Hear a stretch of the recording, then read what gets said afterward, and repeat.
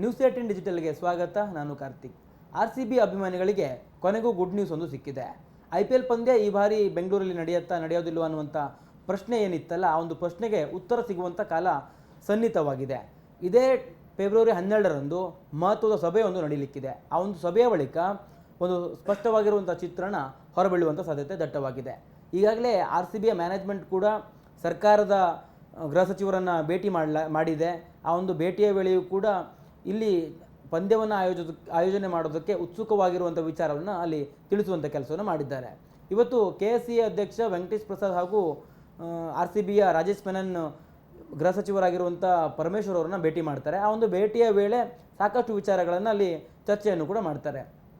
ಈಗಾಗಲೇ ಕುನ್ನ ವರದಿ ಏನಿದೆ, ಆ ಒಂದು ವರದಿಯಲ್ಲಿರ್ತಕ್ಕಂಥ ಅಂಶಗಳನ್ನು KSCA ಅಳವಡಿಕೆ ಮಾಡ್ಕೊಳ್ಳೋದಕ್ಕೆ ಎಲ್ಲ ರೀತಿಯ ಸರ್ಕಸನ್ನು ಮಾಡ್ತಾ ಇದೆ. ಗ್ರೌಂಡಲ್ಲೂ ಕೂಡ ಒಂದಿಷ್ಟು ಮಾರ್ಪಾಡುಗಳನ್ನು KSCA ಮಾಡ್ತಾ ಇದೆ.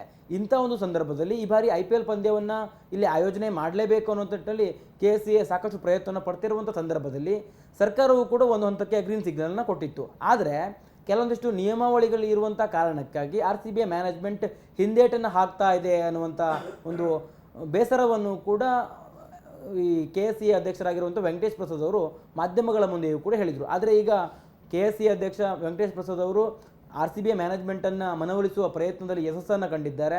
ಸರ್ಕಾರದೊಂದಿಗೆ ಮಾತುಕತೆಯನ್ನು ಮಾಡೋಣ ಅನ್ನುವಂಥ ಒಂದು ಚರ್ಚೆಯನ್ನು ಅವರೇನು RCBಯ ಮ್ಯಾನೇಜ್ಮೆಂಟೊಂದಿಗೆ ಮಾಡಿದ್ರಲ್ಲ, ಅದರ ಅಂದರೆ ಮುಂದುವರೆದ ಭಾಗವಾಗಿ ಗೃಹ ಸಚಿವರನ್ನು ಕೂಡ ಈಗಾಗಲೇ ಭೇಟಿಯನ್ನು ಮಾಡಲಾಗಿದೆ. ಗೃಹ ಸಚಿವರೊಂದಿಗೆ ಇವತ್ತು ನಡೆದಂಥ ಸಭೆಯಲ್ಲಿ ಪ್ರಮುಖವಾಗಿ ಕುನ್ನಾ ವರದಿ ಇರ್ಬೋದು, ಜೊತೆಗೆ ಕಠಿಣವಾಗಿರುವಂಥ ನಿಯಮಾವಳಿಗಳ ಕುರಿತಂತೆಯೂ ಕೂಡ RCBಯ ಮ್ಯಾನೇಜ್ಮೆಂಟ್ ಚರ್ಚೆಯನ್ನು ಮಾಡಿದೆ. ಅಂದರೆ ಅರ್ಥಾತ್ ರಾಜೇಶ್ ಮೆನನ್ ಅವರು ಚರ್ಚೆಯನ್ನು ಮಾಡಿದ್ದಾರೆ.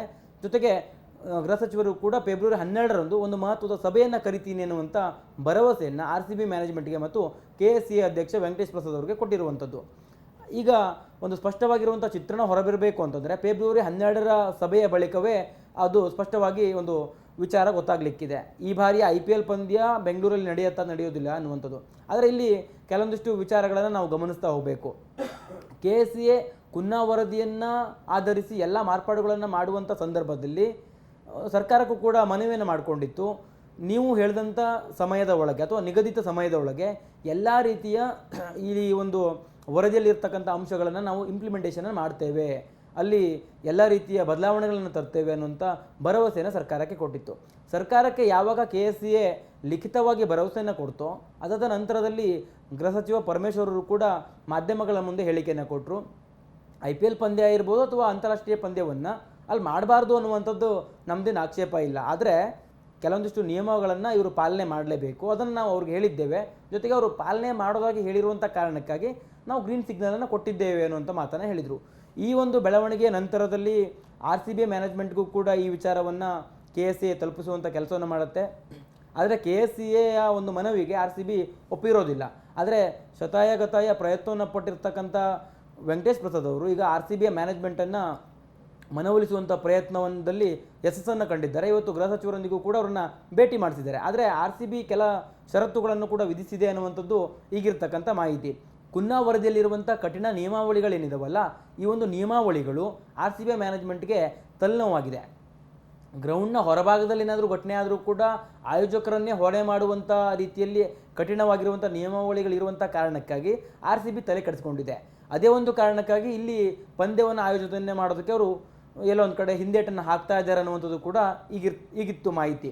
ಅದೇ ಒಂದು ಕಾರಣಕ್ಕಾಗಿ RCBಯೊಂದಿಗೆ ಸರ್ಕಾರದ ಪ್ರತಿನಿಧಿಗಳೊಂದಿಗೆ RCBಯ ಮ್ಯಾನೇಜ್ಮೆಂಟ್ನೊಂದಿಗೆ ಮಾತುಕತೆಯನ್ನು ಮಾಡಿಸ್ತೇವೆ ಅನ್ನುವಂಥ ರೀತಿಯಲ್ಲಿ ವೆಂಕಟೇಶ್ ಪ್ರಸಾದ್ ಅವರು ಕೂಡ ಭರವಸೆಯನ್ನು ಕೊಟ್ಟಿದ್ದರು. ಅದರಂತೆ ಗೃಹ ಸಚಿವರನ್ನು ಭೇಟಿ ಮಾಡಲಾಗಿದೆ. ಈಗ ಫೆಬ್ರವರಿ 12ರಂದು ಸಭೆಯನ್ನು ಕೂಡ ಮಾಡೋದಾಗಿ ಗೃಹ ಸಚಿವರು ಹೇಳಿದ್ದಾರೆ. ಅಲ್ಲಿ ಪ್ರಮುಖವಾಗಿ ಉನ್ನತ ಮಟ್ಟದ ಕಮಿಟಿ ಇರುತ್ತೆ. ಈ ಹಿಂದೆ ಗೃಹ ಸಚಿವರು ಆ ಒಂದು ಕಮಿಟಿಯನ್ನು ರಚನೆ ಮಾಡಿದರು. ಆ ಒಂದು ಕಮಿಟಿಯ ಶಿಫಾರಸಿನ ಬಳಿಕವೇ KSCAಗೆ ಪಂದ್ಯವನ್ನು ಆಯೋಜನೆ ಮಾಡೋದಕ್ಕೆ ಗ್ರೀನ್ ಸಿಗ್ನಲನ್ನು ಕೂಡ ಕೊಡಲಾಗಿತ್ತು.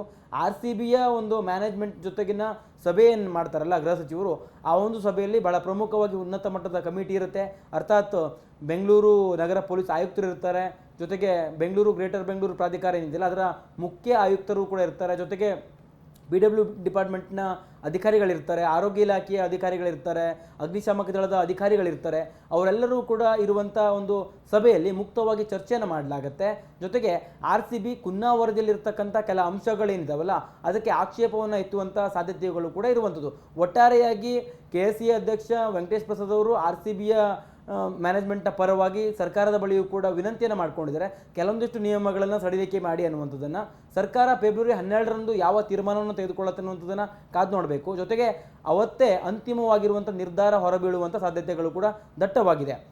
ಒಂದು ಹಂತದಲ್ಲಿ IPL ಆಡಳಿತ ಮಂಡಳಿಗೂ ಕೂಡ RCB ತನ್ನ ಹೋಮ್ ಗ್ರೌಂಡ್ ಯಾವುದು ಅನ್ನುವಂಥದ್ದನ್ನು ತಿಳಿಸಬೇಕಿದೆ. ಇಂಥ ಒಂದು ಸಂದರ್ಭದಲ್ಲಿ ಬೆಂಗಳೂರಲ್ಲಿ ಪಂದ್ಯವನ್ನು ಆಯೋಜನೆ ಮಾಡೋದಕ್ಕೆ ಆಗತ್ತಾ ಇಲ್ವಾ ಅನ್ನುವಂಥ ಒಂದು ಗೊಂದಲವೂ ಕೂಡ RCBಯಲ್ಲಿತ್ತು. ಅದೆಲ್ಲದಕ್ಕೂ ಕೂಡ ಫೆಬ್ರವರಿ 12ರ ಸಭೆ ಬಳಿಕ ಉತ್ತರ ಸಿಗುತ್ತೆ. ಅದಾದ ನಂತರದಲ್ಲಿ RCB ತನ್ನ ನಿರ್ಧಾರವನ್ನು ತೆಗೆದುಕೊಳ್ಳುವಂಥ ಸಾಧ್ಯತೆ ದಟ್ಟವಾಗಿದೆ.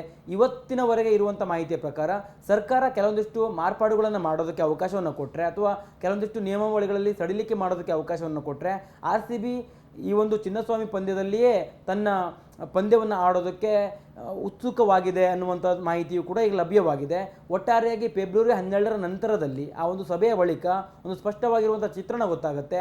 RCBಯ ಅಭಿಮಾನಿಗಳಿಗೆ ಗುಡ್ ನ್ಯೂಸ್ ಸಿಗುವಂಥ ಸಾಧ್ಯತೆಯೂ ಕೂಡ ದಟ್ಟವಾಗಿದೆ. ಒಟ್ಟಾರೆಯಾಗಿ RCBಯ ಪಂದ್ಯಗಳು ಇಲ್ಲೇ ನಡಿಬೇಕು ಅನ್ನುವಂಥ ರೀತಿಯಲ್ಲಿ ಅಭಿಮಾನಿಗಳು ಸಾಕಷ್ಟು ಒತ್ತಡವನ್ನು ಹಾಕ್ತಾ ಇದ್ರು. ಸಾಮಾಜಿಕ ಜಾಲತಾಣಗಳಲ್ಲಿ RCBಯ ಪ್ರತಿಯೊಂದು ಪೋಸ್ಟ್ಗಳಲ್ಲೂ ಕೂಡ ಕಾಮೆಂಟನ್ನು ಮಾಡ್ತಾ ಇದ್ರು. ಜೊತೆಗೆ ಕಮೆಂಟ್ ಅಷ್ಟೇ ಅಲ್ಲ, ಒಂದಿಷ್ಟು ರೀತಿಯಲ್ಲಿ ಆಂದೋಲನವನ್ನು ಕೂಡ ಅವರು ಮಾಡ್ತಾ ಇದ್ರು. KSCA ಅಥವಾ ಸರ್ಕಾರ ಇದಕ್ಕೆ ಅವಕಾಶವನ್ನು ಮಾಡಿಕೊಡ್ಬೇಕು ಅನ್ನುವಂಥ ನಿಟ್ಟಿನಲ್ಲಿಯೂ ಕೂಡ ಸಾಕಷ್ಟು ಒತ್ತಡಗಳು ಕೇಳಿ ಬರ್ತಾ ಇತ್ತು. ಜೊತೆಗೆ ಕಳೆದ ಬಾರಿ ಏನು ಕಾಲು ತುಳಿತ ಆಗಿತ್ತಲ್ಲ, ಆ ಒಂದು ಕಾಲು ತುಳಿತ ನಂತರದಲ್ಲಿ ಇದುವರೆಗೂ ಪಂದ್ಯಗಳು ಆಗದೇ ಇರುವಂಥ ಕಾರಣಕ್ಕಾಗಿ IPL ಪಂದ್ಯವನ್ನು ಅಂದರೂ ಈ ಬಾರಿ ಇಲ್ಲಿ ನಡೆಸಬೇಕು ಅನ್ನುವಂಥ ರೀತಿಯಲ್ಲಿ ಒತ್ತಡಗಳು ಕೇಳಿ ಬರ್ತಾ ಇತ್ತು. ಸರ್ಕಾರವೂ ಕೂಡ ಇದಕ್ಕೆ ಸಂಬಂಧಪಟ್ಟಂತೆ ಅಂದರೆ ಇಲ್ಲಿ ಆಯೋಜನೆ ಮಾಡೋದಕ್ಕೆ ಉತ್ಸುಕವಾಗಿಯೇ ಇದೆ. ಘಟನೆಗಳು ನಡೆದು ಹೋಗಿದ್ದಾವೆ. ಇನ್ನು ಮುಂದೆ ಆ ರೀತಿಯ ಘಟನೆಗಳು ನಡೆದೇ ಇರುವ ರೀತಿಯಲ್ಲಿ ನೋಡಿಕೊಂಡು ಇಲ್ಲಿ ಪಂದ್ಯವನ್ನು ಆಯೋಜನೆ ಮಾಡೋದಕ್ಕೆ ನಾವು ಕೂಡ ಸಿದ್ಧರಿದ್ದೇವೆ ಅನ್ನುವಂಥ ರೀತಿಯಲ್ಲಿ ಸರ್ಕಾರ ಮೇಲಿನ ಮೇಲೆ ಹೇಳ್ತಾನೆ ಇತ್ತು. ಈಗ RCB ಮ್ಯಾನೇಜ್ಮೆಂಟ್ ಕೂಡ ಒಂದು ಹೆಜ್ಜೆ ಮುಂದೆ ಬಂದಿದೆ.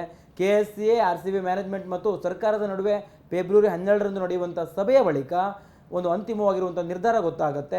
ಜೊತೆಗೆ ಬಹುತೇಕವಾಗಿ ಈ ಬಾರಿ IPL ಪಂದ್ಯ ಬೆಂಗಳೂರಿನಲ್ಲಿ ಆಯೋಜನೆ ಆಗುವಂಥ ಒಂದು ಸಾಧ್ಯತೆಯೂ ಕೂಡ ದಟ್ಟವಾಗಿದೆ. RCB ಯಾವ ರೀತಿಯ ನಿರ್ಧಾರವನ್ನು ತೆಗೆದುಕೊಳ್ಳುತ್ತಾರೆ ಅನ್ನೋದನ್ನು ಕಾದು ನೋಡಬೇಕು. ನಿರ್ಭೀತ, ನಿಷ್ಪಕ್ಷಪಾತ, ವಿಶ್ವಾಸಾರ್ಹ ಸುದ್ದಿಗಳಿಗೆ ಮತ್ತೊಂದು ಹೆಸರಾಗಿರೋ News18 ಕನ್ನಡ ಈಗ ಆಪ್ನಲ್ಲೂ ಲಭ್ಯ ಇದೆ. ದಯವಿಟ್ಟು ಇಲ್ಲಿರೋ QR ಕೋಡ್ ಅನ್ನು ಸ್ಕ್ಯಾನ್ ಮಾಡಿಕೊಂಡು ಆಪ್ ಡೌನ್ಲೋಡ್ ಮಾಡೋದಕ್ಕೆ ಮರಿಬೇಡಿ. ನಿಮ್ಮ ಬೆಂಬಲ ಹೀಗೆ ಸದಾ ನಮ್ಮೊಂದಿಗಿರಲಿ. ಧನ್ಯವಾದ.